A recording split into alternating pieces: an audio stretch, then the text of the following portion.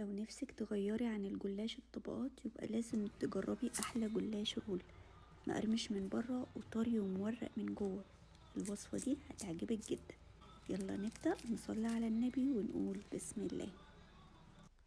اول حاجة هنعصج اللحمة في طاسة على النار، هنحط معلقة من السمنة الكبيرة، هننزل بنص كيلو من اللحمة المفرومة، هقلب فيها شوية قبل ما احط اي اضافات، يعني لغاية ما تشرب المية بتاعتها.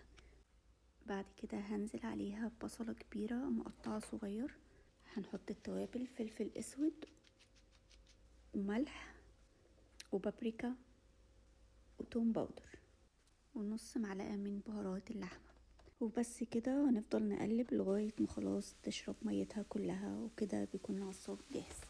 هعمل بقى التشريبة اللي هندهن بيها الجلاش: كوباية من اللبن، كوباية من الزبادي، نص معلقة من البيكنج باودر، ربع معلقة من الملح، رشة فلفل اسود، ونص كوباية من السمنة على زيت. هبدأ بقى اجيب الجلاش وهحط من التشريبة، هدهن كل الورقة، بعدين هجيب ورقة تاني وهفضل برضو احط عليها من التشريبة. الورقة التالتة هنحط عليها خلطة اللحمة على طول. بس كده، وبعدين هلفها رول وهحطها جوه صينية طبعا تكون مدهونة. هنخلص كل الكمية بنفس الطريقة دي.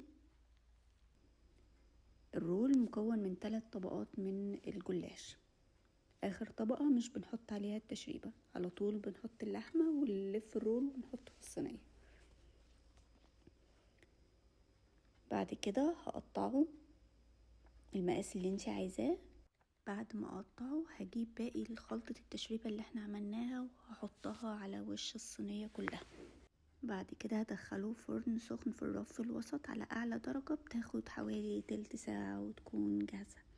بكده يكون الجلاش الرول جاهز، هش ومحمر وطعمه خطير. لو لسه مجربتيش الطريقة دي يبقى لازم تجربيها حالا، وما تنسيش اللايك والاشتراك علشان يوصلك كل جديد من وصفاتي.